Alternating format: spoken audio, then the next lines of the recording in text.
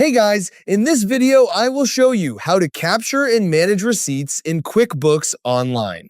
Alright, so let's begin with the video. First, take a clear photo of your receipt using your smartphone or any device with a camera. Next, sign into your QuickBooks Online account. From the left sidebar, click Accounting, then select the Receipts tab. And it will take you to this page. Now click the Upload Receipt button, or simply drag and drop your receipt image into the upload area. Once the receipt is uploaded, QuickBooks will automatically scan the image using its built-in receipt capture feature.